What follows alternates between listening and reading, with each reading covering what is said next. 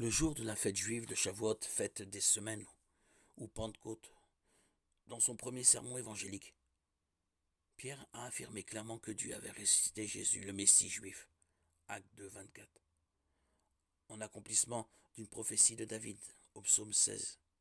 Il a cité les paroles de David dans les versets 8-11. Plusieurs années après, Paul a adressé le même message à la communauté juive d'Antioche, acte 13, 33-35.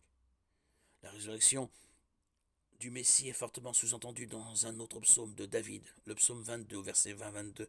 Le Sauveur souffrant demande à Dieu de le délivrer de la gueule du lion, une image de Satan. Cette prière désespérée est tout de suite suivie au verset 23-25 d'un hymne de louange dans lequel le Messie remercie Dieu d'avoir entendu sa prière et de l'avoir délivré. La fin de la prière au verset 22 et le début de l'hymne au verset 23 font clairement référence à la résurrection. Revenons à Ésaïe 53. Après avoir prophétisé que le serviteur souffrant serait frappé pour les péchés de son peuple, le prophète ajoute qu'il serait ensuite exclu de la terre des vivants, puisqu'il verrait une descendance et vivrait longtemps. Ésaïe 53,5.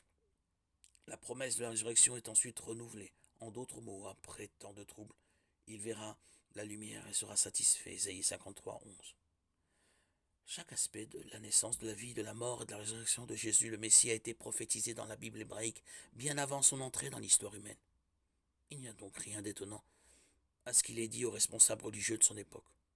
Vous étudiez les Écritures parce que vous pensez avoir par elles la vie éternelle. Ce sont elles qui rendent témoignage à mon sujet. Jean 5, 39.